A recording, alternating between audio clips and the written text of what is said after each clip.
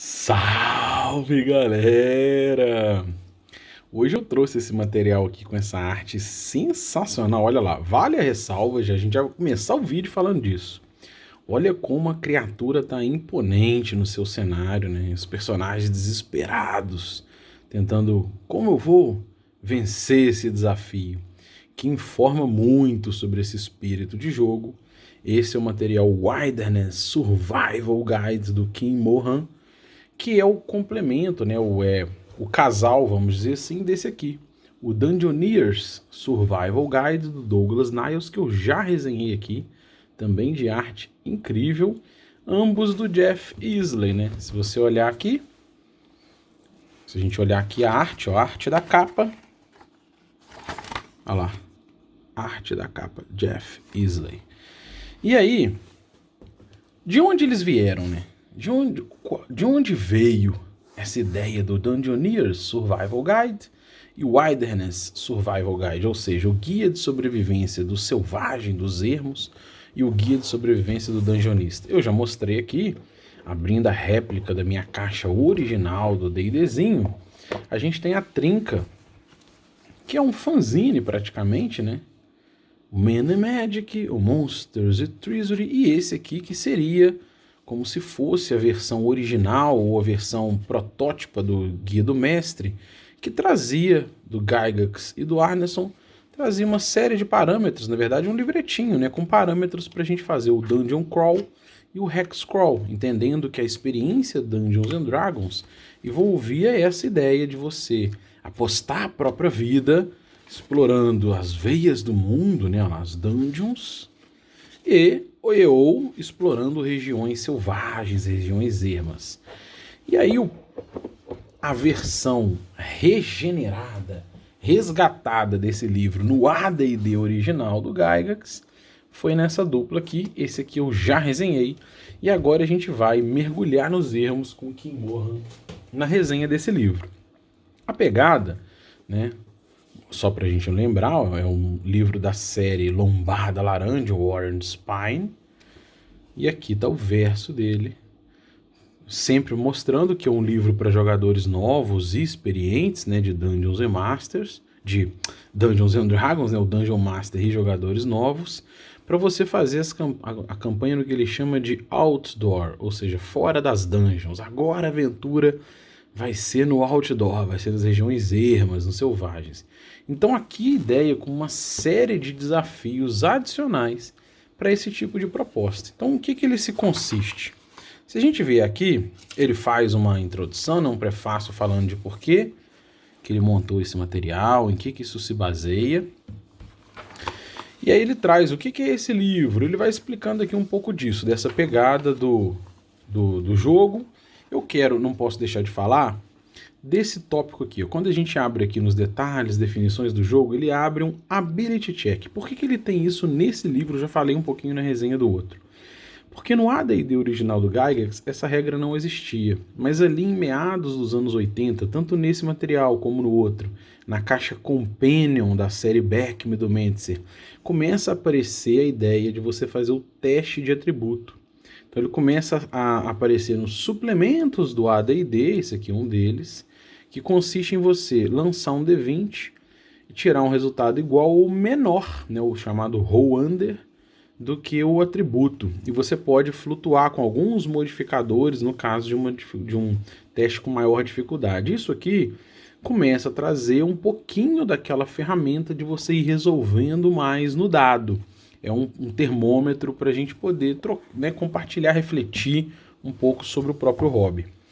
Mas em que esse livro se consiste? Ele fala aqui nos Selvagens, que é quando você quiser jogar em uma região, saindo da região civilizada, saindo do mundo conhecido e indo para deserto, para floresta, região montanhosa, para costa selvagem, pântanos obscuros. Então tem aqui os tipos de terreno e esse é o material sobre isso. Ele vai resumindo aqui os tipos de terreno. Olha a arte que legal. O cara tentando fugir lá dos goblins, tá vendo? Muito. Isso aqui é old school, cara, mostrando que as ilustrações informam, né, que o personagem, oh shit, run. E aí ele traz aqui, ó, montanha, colina, costa, pântano, tá vendo? O que eu achei legal, que é uma coisa que eu não tinha pensado muito, que é a hierarquia do terreno. Quando você tiver mais de um tipo de terreno na mesma região, por exemplo, você tem uma costa que é montanhosa, né? Você tem uma região que é montanha, montanha, mas ela é costeira. Você tem uma floresta que é montanhosa, uma floresta com montanha. Como que você faz se você estiver organizando um hexcrawl para organizar um encontro aleatório, para organizar um tipo de temperatura, né? Como que você faz? E aí ele cria uma proposta que é você criar uma hierarquia. Se você perceber conflitos no material, você segue essa hierarquia. Então, se você tem uma floresta e ela é montanhosa, vale a regra para a floresta. Se você tem uma costa que é um pantanoso, né, um manguezal, sei lá, vale a regra para a costa. E aí ele cria aqui uma hierarquiazinha bem legal, né? Achei bem legal. Outra coisa também, ó, já no começo o livro já me fez refletir uma série de pontos, que é a gente pensar nas estações, né? A variação das estações em relação ao mesmo terreno.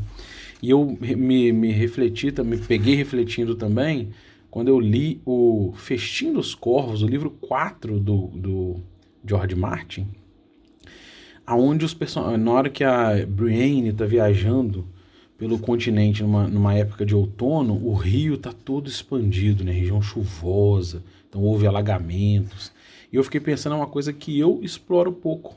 Então valeu o XP tanto desse livro que me fez lembrar do Festim dos Corvos, para a gente explorar mais as variações das estações no mesmo terreno, né? Às vezes os personagens passaram aqui viajando na ida, sei lá, numa época de verão, alguma coisa assim, e aí aventuraram, se interagiu com alguém, e quando eles estiverem voltando, tá numa época chuvosa, e esse rio transbordou, tá tudo alagado, o terreno imprime dificuldades diferentes na viagem, né? Bem legal, bem legal. A gente marcar com as estações também o nosso jogo. Aí aqui ele fala um pouquinho das proficiências, tá vendo como é que teste de atributo, proficiência, habilidade, já vai começando a ser enxertado dentro da proposta do jogo a partir de meados dos anos 80 com os suplementos. E aí você tem uma série, né, de habilidades aqui, ó. Olha lá, ó. Animal Lore, Animal Handling, né? O treinador de animais, o cara que conhece sobre animais, o alerta, uma série de perícias. Olha lá, ó. Para você lutar às cegas, tá vendo? Quem tiver esse tipo de habilidade, uma série de perícias que ele traz adicionais que depois são incorporadas no AD&D segunda edição. Olha que legal as artes, cara. O pessoal elogiou as artes desses materiais. Essa série de Lombada Laranja tem artes incríveis, realmente incríveis. E aí a gente vai navegando aqui, ele traz, olha só, a temperatura, né? Olha uma coisa legal, as roupas em relação à temperatura. Então, se você tiver adequadamente com roupas ou não para enfrentar diversos desafios de temperaturas extremas, se você está com muita roupa no deserto, qual o impacto de você usar armadura, né? Ele traz aqui para frente, ó. Olha lá, ó. Qual o impacto de você usar armadura, por exemplo, numa região de temperatura muito alta? Ou qual o impacto de você usar pouca roupa, tiver pouco protegido, né? Protegido ou desprotegido em relação ao tempo, né? Em relação ao que tem ali tempo chuvoso. Muito, muito, muito legal. Artes, ó. Artes clássicas, sempre no material.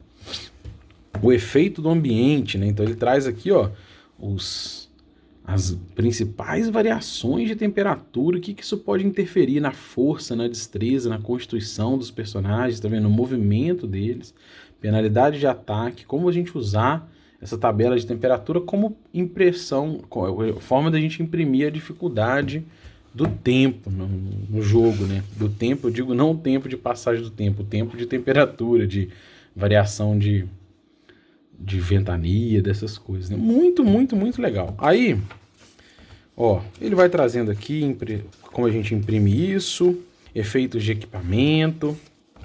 Aí ele traz, ó, Encumbrance, que é muito também um XP que eu recomendo muito, que ele fala qual o impacto da carga no seu jogo. Se você está jogando um jogo em que o tesouro é o objetivo, né, a principal fonte de XP, o principal objetivo do jogo é a coleta de tesouro, está totalmente conectado a você pensar em capacidade de carga.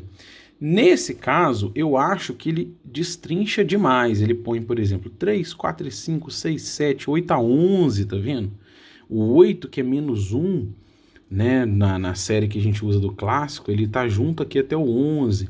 Então, e ele coloca 4 camadas de encumbrance, né? Ou seja, a categoria você tem de carga leve, carga moderada, carga pesada e carga severa.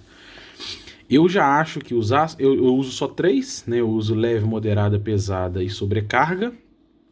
E não uso todas essas camadas aqui, eu simplifiquei um pouco mais, porque eu acho desnecessário. Mas vale o XP, vale a gente refletir por que ele usa isso, ele fala. E o texto de o que isso imprime também no jogo. Muito legal. Muito legal. Que mais que a gente tem aqui, ó? Aí ele traz aqui o que a carga vai influenciar, vai limitar o movimento de animais, né? Velocidade dos animais em relação à carga. Também é um XP legal, né? Você tá carregando ali um pônei, um cavalo, um elefante, tá vendo? Olha que legal, quantidade de animais, camelo.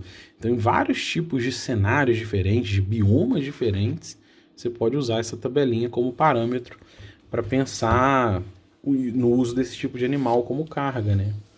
Que é muito bacana também. O que mais ele vai vindo aqui, ó? Dano de queda aqui é diferente do Dungeoneer. Enquanto o Dungeoneer oferecia a regrinha de 1d6 a cada 10 pés, que eu acho melhor, ele aqui varia, ó. Aí vira 3d6, depois 6d6, tá vendo?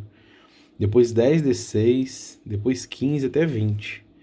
Então há uma dissonância entre você usar esse ou outro em relação à queda, você pode escolher qual dos dois, porque eles são suplementos. Então, e não só suplementos, tem que lembrar que todas as regras são opcionais, né? Mas é isso, eu prefiro usar o parâmetro do Dungeoneer, porque a gente usa um D6 a cada 10 pés, se for usar dano por queda. Lembra do vídeo que eu falei sobre o ponto de vida, né, como parâmetro? Que a gente não pode ter o ponto de vida como uma camada protetora de efeito de ameaça de morte ao personagem, um envenenamento, uma fome, não precisa e não deve passar pelo ponto de vida. E a queda talvez não. Isso aqui, às vezes, traz aquele julgamento distorcido que é você pensar, se eu tenho 90 pontos de vida, eu posso cair de uma altura aqui que não me mata. E será? Né, usando como ferramenta, isso vale o XP do outro vídeo. Se você não viu, busca aí. Ponto de vida como ferramenta de julgamento, como parâmetro. Beleza, o que mais a gente pode falar aqui? Ó? Usando corda para movimento de escalada, isso tinha no outro também, né? Ou as artes. Livro muito bem diagramado, muito bem ilustrado, né? Então, dentro da proposta de RPG como produto, né, nadando, ele vai ganhando muito, olha lá. Ganha muito, assim, corpo, né, efeitos de movimento na água. E aí, o que a gente pode vir mais? Veículos aquáticos, né? Isso aqui para você jogar aventuras em regiões fluviais, em regiões marítimas, é muito legal, olha lá. Parte da ideia é que você está no litoral, em grandes navegações, é outra proposta de se aventurar. E ele traz aqui todos os suportes. Combates, se você tiver montado, ó, em vários tipos de montaria aérea, inclusive em dragões diferentes, né? Ele traz aqui. Olha lá, ó. Personagem que tá pronto para tomar uma baforada, o Pegasus já era, e aí? Cai dessa altura toda aí. Beleza. Olha lá, olha as artes. Opa, muito legal, né? Aqui ele tá falando, olha só, efeitos de comida e água. Olha a proposta que ele traz, que legal. Você vai combinar a força e a constituição. Então, se a combinação da força e constituição for 15 ou menos, o personagem tolera até 4 dias de fome, né? Sem comida. Sem comida aqui no caso.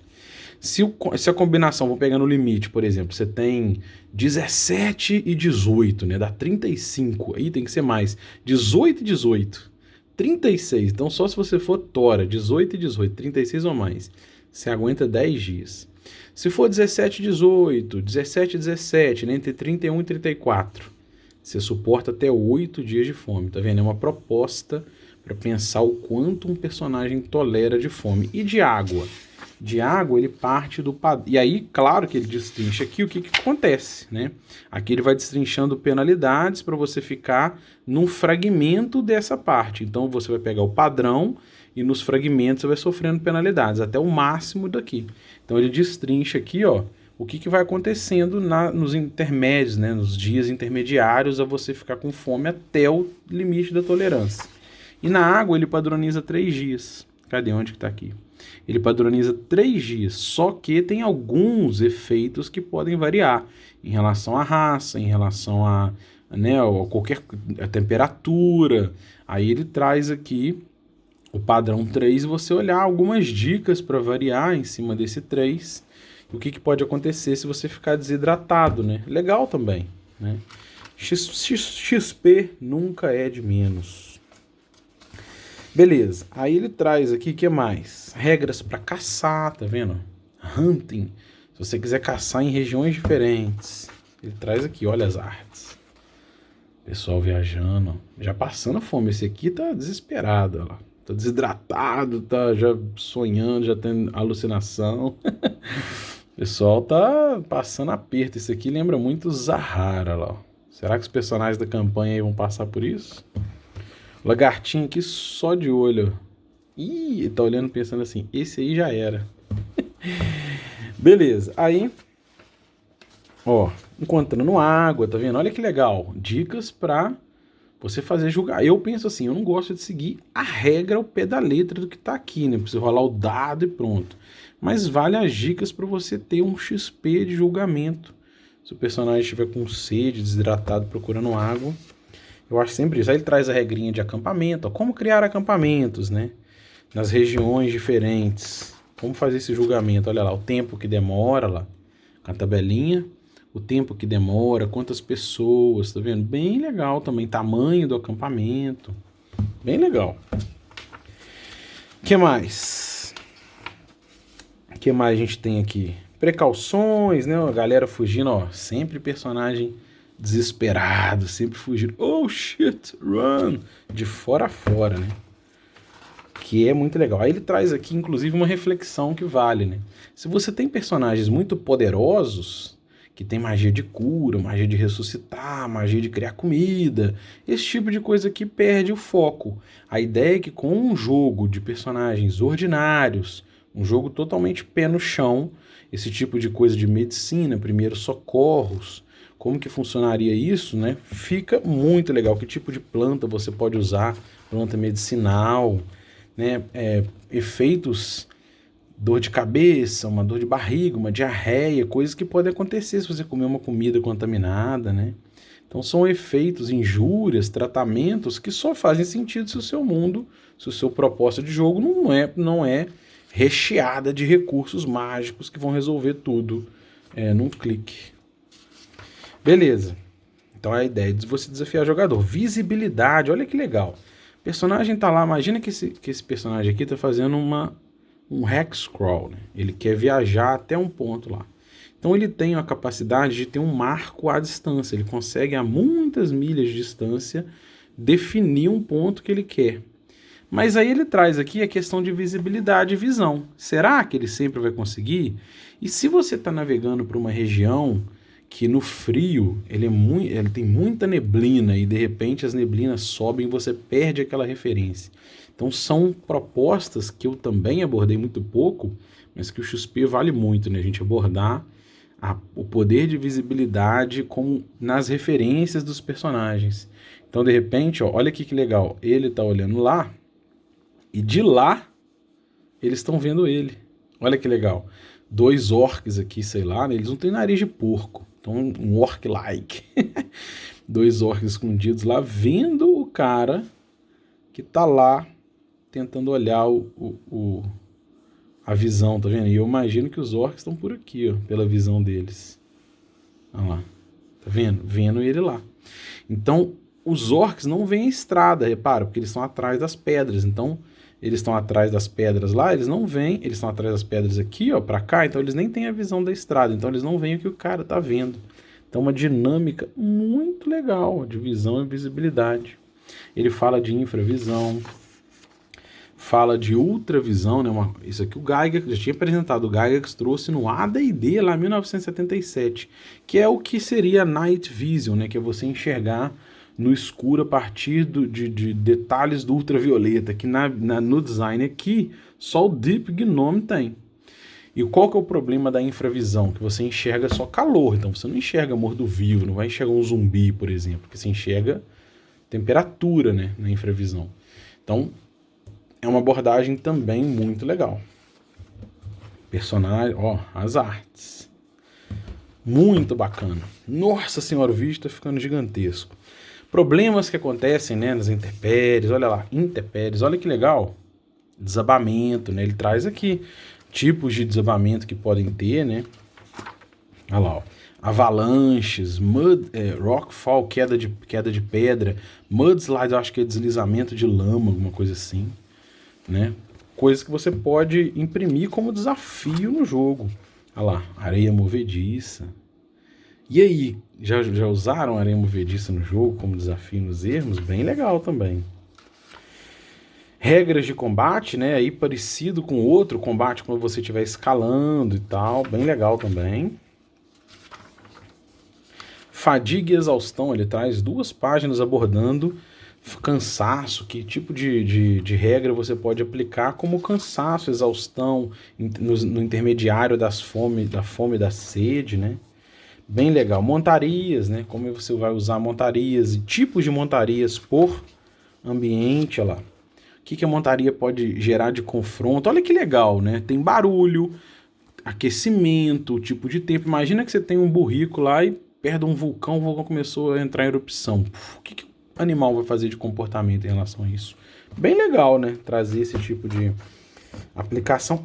Olha, isso aqui também é um desafio incrível, né? Já falei, essas dungeons que entram pelo teto já trazem outro tipo de pegada para os jogadores, para quem joga. A magia no selvagem. Isso aqui eu vou falar só uma coisa para o vídeo não ficar gigantesco. Eu estava refletindo, formas diferentes de usar magia. Ele traz aqui no Cone of Cold, ele traz uma proposta de que se você estiver numa região muito fria, por exemplo, olha lá, o cara, eles estão morrendo de frio, ele vai usar um Burning Hands para aquecer e acender a chama, porque eles não têm nada para fazer ignição. A galera tá toda lá desesperada, esperando ele. Olha que legal, então são ideias criativas. Então se ele tivesse um Cone of Cold numa região muito fria, será que ele não poderia usar aquilo para esfriar o terreno em volta e manter um ambiente, pelo menos por algumas horas? Uma região muito quente, né? Eles estão no meio de um deserto, ele vai lá, usa o Cone of Cold, é o que ele fala aqui. Então para você pensar em formas criativas e julgar de forma justa o uso criativo das magias. Bem legal também, cara, bem legal, bem legal. Vale o XP, aqui ele traz para várias magias, tipo de anéis, poções, né, itens mágicos que você pode ter nos ermos. Aí coceira, tá vendo? Aqui o que ele traz aqui que eu achei legal? Realismo contra fantasia. Esse XP aqui eu achei muito, muito, muito legal. Ele fala o seguinte, que embora a gente está tratando de uma fantasia, é o padrão do Dungeons and Dragons ou do Advanced Dungeons and Dragons, a gente entender que essa fantasia ela parte de uma raiz realista. A gente no design, a gente parte de um conceito de que o mundo é um Earth-like, né? Parecido com a Terra aqui, ó. Um Earth-like. Qual que é a vantagem disso na visão dele? E que eu concordo plenamente. Isso deixa o nosso julgamento mais consistente, mais transparente. Principalmente mais consistente. Por quê? Porque na hora que você vai fazer um julgamento em relação à gravidade, em relação à variação de temperatura, uma chuva, a um gelo quebradiço, a sua fantasia ela é parecida com a Terra. Então o julgamento fica mais lógico.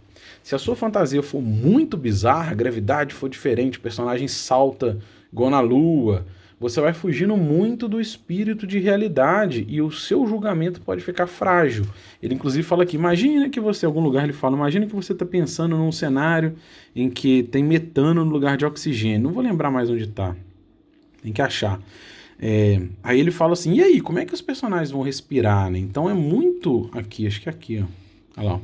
Criaturas nas regras e tal, ele sugere que o padrão seja dominado pelo Homo sapiens, né? Que é o que eu falo de um cenário humanocentrista, que eu acho que é mais interessante para para a proposta da gente tentar um Earth-like. É o tipo de fantasia que eu gosto mais, porque quando fica bizarro demais, eu acho que o julgamento perde consistência. Mas vale refletir sobre isso, né? Gostei muito dessa reflexão aqui. Aí no final ele traz umas regrinhas para fazer hexágonos, né? E no final ele traz os apêndices. Apêndices diferentes, variação de clima, região, como você fazer variação de umidade, né? Ele traz aqui no final os hexágonos, né? Como você fazer grades pequenas, intermediárias e grandes sobre o mesmo mapa, tá vendo? Para você tirar cópia e fazer. E é isso. Essa é a resenha desse livraço, que junto com o Dungeoneer complementam o Dungeon Crawl e o Hex Crawl, né? A proposta de exploração nos ermos e nas veias da terra da coleção Lombada Laranja do Dungeons & Dragons. Valeu, galera!